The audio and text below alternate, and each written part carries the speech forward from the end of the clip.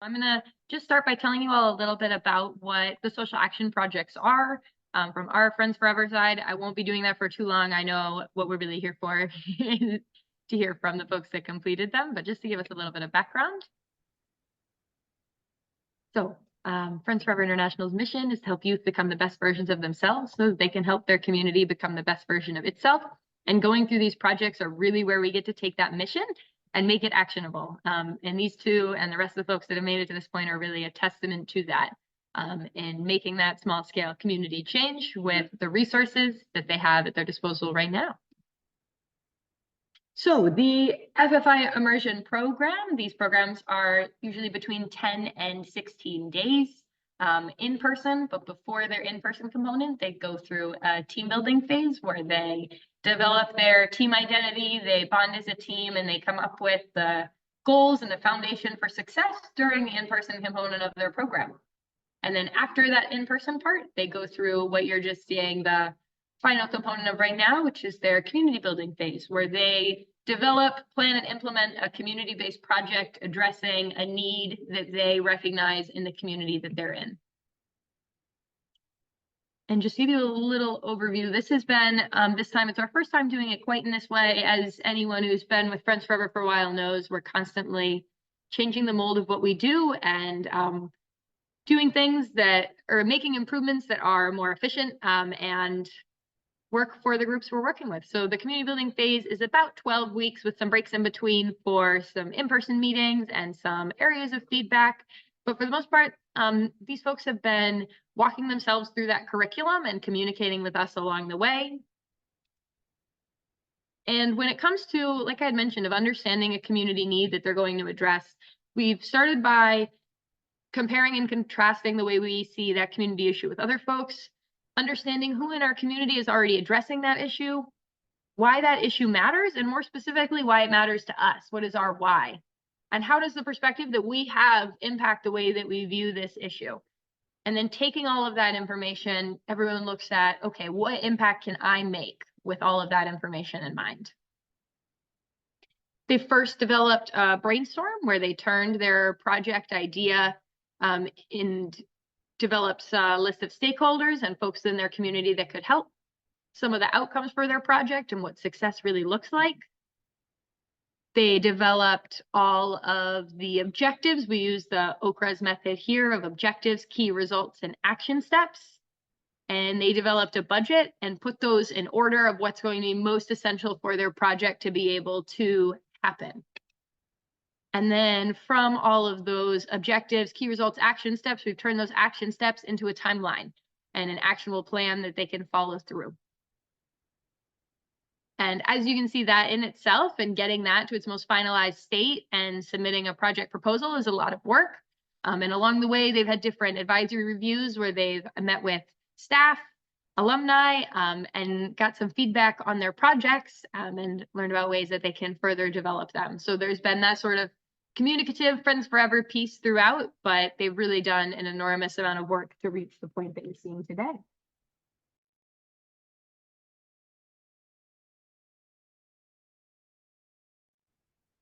So yeah. I'm from Ulaanbaatar, Mongolia. So Ulaanbaatar is the capital city of Mongolia, and I'm a junior at Hobby School of Ulaanbaatar. So I really love doing archery. I love taking photos, and I really love reading. And another thing that I really love doing is to share my knowledge. So Mongolia is a country with a bit over 3 million people, and almost half of the citizens live in the city, which is Ulaanbaatar, and you could say that everything major really just happens in the city. And if you look at the bottom left, you can look at the results of the program for international student assessment that took part in 2022. So if you look at it, you can see that students from the provinces and province districts didn't really perform as well as the capital city students in each of the 3 subjects. And why is it important? So this situation really just creates a really big gap between students from the city and also between students from the city and the students from the countryside. And most students from the countryside doesn't really have the courage to be to dream big, the to achieve something great, and they just don't really look at global opportunities as much as the students from the city. With my project pre-bridge English language program, I'm trying to fix this problem. So as it is an English language program, you might also wonder why teach English. First of all, English is the most spoken language in the world, and in Mongolia, every single student from the public school actually starts learning English from 6th grade as their secondary language. So it's like nothing, it's not something out of the blue that I will be teaching. And third of all, my English language skill was one of the biggest reasons that I got to be part of FFI and a lot of surfing on the internet. So how will I be doing the program? So the lessons will be taught in group activities and workshop, and also it includes information sessions about global opportunities. And it is unlike the traditional classroom setting and more like what I did at Prince Philip International. So for the WHO, as is the pre-bridge program, students from the city will be teaching their peers in the countryside, and students from 8th to 11th grade will be included in the program. So if you actually look at the when, even though I was talking in future tense, I already hold the program during my winter break from January 13th to 15th. And in Mongolia, the public schools are numbered, not named. So I hold a program at First School of Baranghorst in Sokoto province. So the first main part of like actually starting the program was to enroll students. And to do that, I first created a form and a page for the program. And I also connected with Children's Council of Sokoto so that they can also share the opportunity on the page, and their page also had like 1,000 followers. So it really reached some audience that they should.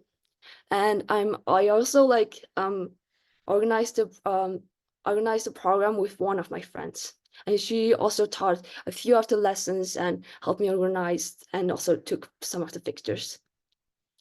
So and if you look at the left of the slide, you can see a draft schedule.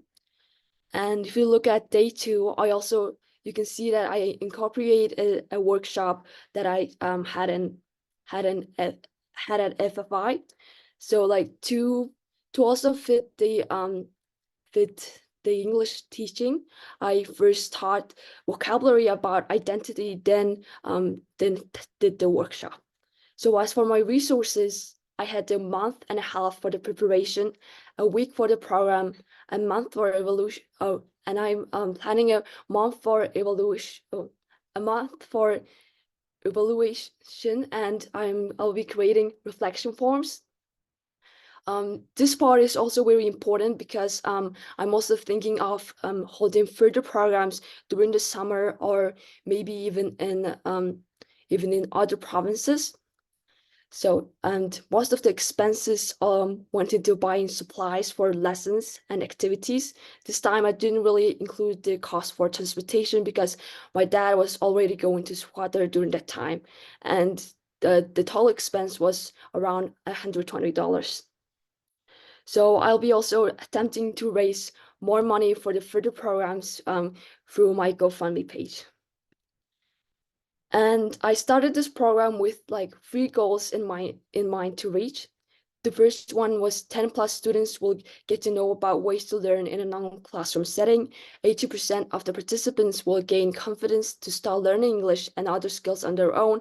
And 10+ students will become aware of global opportunities. And I would like to say that I already met this goal. So on this last slide, you can actually look at the photos from the first program I hold.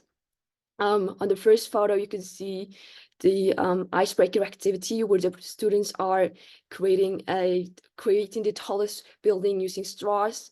And on the bottom, you can look at them playing the telephone game for a listening exercise. And on the far right, you can look at a girl, one of the students actually holding the vision board, right, where they written like what she want to achieve, and every single one of the participants made it. So at the bottom, you can look at the closure of the program where I gave certificates to the participants.